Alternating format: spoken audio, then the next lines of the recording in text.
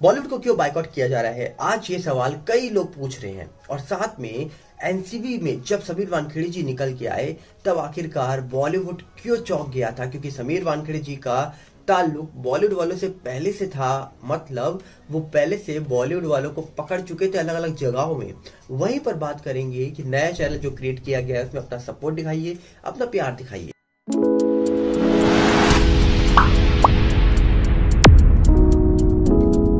सबसे पहले आपको बता दिया जाए, कहा जा रहा है कि बॉलीवुड को क्यों बायकॉट किया जा रहा है। ये सवाल पिछले 1-1.5 साल से लगातार लोग पूछ रहे हैं, जिनमें से कहा जा रहा है कि आज ये सवाल पूछा गया श्रुति हसन के द्वारा, जो कमल हसन जी की बेटी हैं। कहा जा रहा है कि श्रुति हसन कहती हैं कि बॉलीवुड को क्यों बायकॉट किया जा रहा है, बॉलीवुड को बायकॉट करने वाले आज क्या दर्शा रहे हैं। और ये जो सोसाइटी है ये रिप्रेजेंट कर रही है कि किस तरीके से बॉलीवुड जो फिल्में बनाता है, जो फिल्में हिंदी फिल्म इंडस्ट्री बना रही है, एक्चुअली में जो वो दिखाना चाहती है उसका वो मतलब नहीं होता। तो सोच के जो इसको बायकॉट कर रहे हैं वो जब एक एक चीज ला के सोशल मीडिया पे रख देते हैं कि आखिरकार इस फिल्म के पीछे बनाने का मोटिव क्या है, ये फिल्म को कॉपी किया गया है या फिर फिल्म के सीन्स कॉपी किए गए हैं, गाने कॉपी किए गए हैं, तब वो जनता क्या मूर्ख होती है। आज सब बातों का जवाब आपको मिलेगा।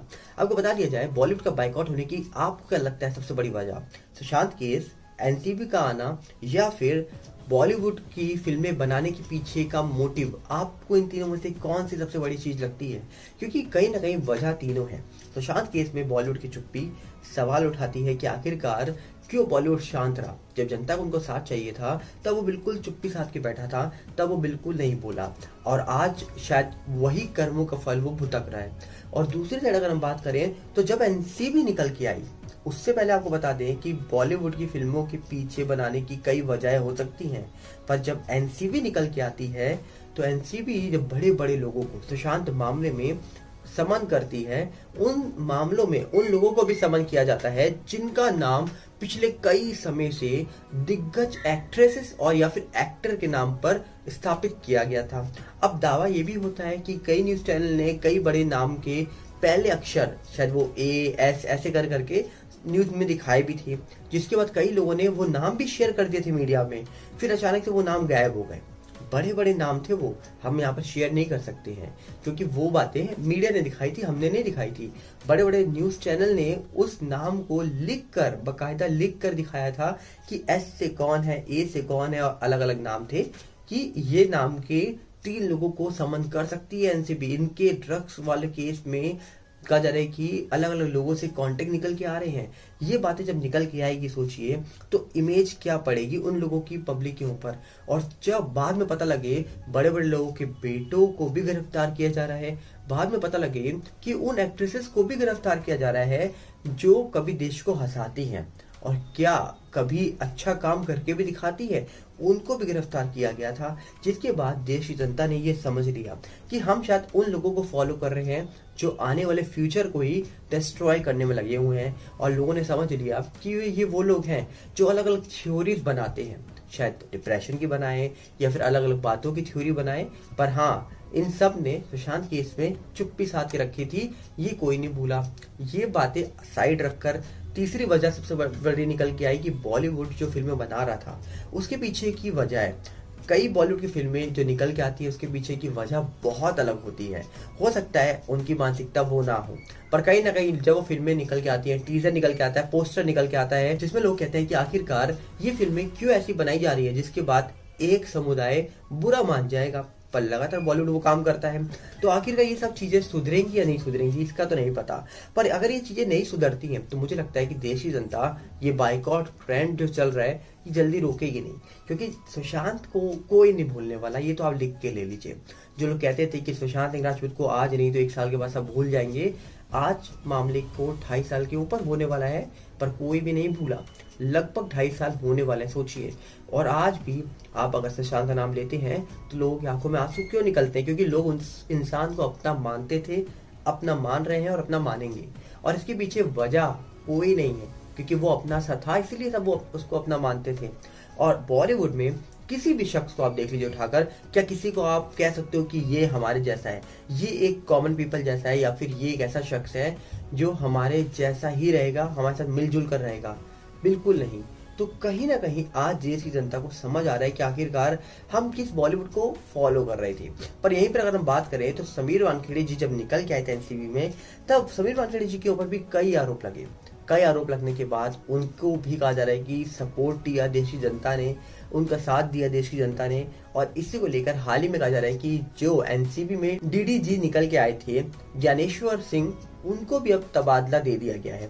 क्योंकि ऐसा दावा किया था समीर वानखेड़े जी ने कि उनके ऊपर भी कई सारे आरोप लगाए गए, उनको भी प्रताड़ित किया गया जब आर्यन खान को उन्होंने गिरफ्तार करा उसके बाद। और हमने देखा था बड़े बड़े नेता सुबह सुबह उठ के आ जाते थे, प्रेस कॉन्फ्रेंस करते थे, आरोप लगाते थे, पर वो आरोप सारे झूठे साबित हुए। समीर वानखेड़े जी के ऊपर जो आरोप लगाए गए सब झूठे साबित हो गए।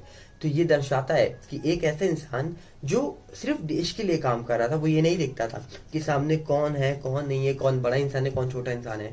पर जब सोचिए बड़े लोगों पर हाथ डाला गया, तब उस इंसान को ही कहा जा रहा है कि एनसीबी से साइड कर दिया गया। उस इंसान के ऊपर गलत आरोप लगाने शुरू कर दिए गए। उस इंसान को ये तक बोल दिया गया कि आपको हम जेल में डालेंगे। तो कई बातें होती हैं जो देश की जनता को समझ आती हैं, पर क्या करें, देश की जनता सिर्फ अपनी बात रख सकती है। बड़ा बड़ा जो काम है, जो लोगों को पकड़ने का काम है, या फिर जो आरोप लगाए गए लोगों के ऊपर, उस पर जांच करने का काम है, वो एजेंसीज का है, वो केंद्र सरकार का है। पर केंद्र सरकार से लोग उम्मीद आज भी कर रहे हैं कि वो सुशांत केस का सच बाहर लाए, ताकि देश की जनता जिस केंद्र सरकार को फॉलो कर रही है, जिस पीएम को फॉलो कर रही है, उनका सम्मान और उनको हमेशा फॉलो किया जा सके। क्योंकि अगर सुशांत केस का सच बाहर निकल के आता है तो मुझे लगता है कि आने वाले चुनाव में जिसमें पीएम की गद्दी किसके पास होगी, ये एक जगह मुझे लगता है फिक्स हो जाएगी। क्योंकि आज तक अभी किसी ने ऐसा काम नहीं किया होगा। और शायद सुशांत सिंह राजपूत वाले मामले का जो मूवमेंट चला था, सबसे बड़ा मूवमेंट है मुझे लगता है पूरी दुनिया का। और अगर सुशांत सिंह राजपूत को न्याय मिल जाता है तो डेफिनेटली आने वाली सरकार भी वही बन जाएगी जो सुशांत को न्याय दिलाएगी। तो सोचिए, बेनिफिट सबका है। अगर सरकार अपना बेनिफिट ढूंढती है तो मुझे लगता है कि इस पूरे मामले में भी सरकार का बेनिफिट हो सकता है। क्योंकि देश की जनता जो आज अलग अलग सरकारों को फॉलो करती होगी, वो उसी सरकार को फॉलो करेगी जो सुशांत को न्याय दिलाने में मदद करेगी।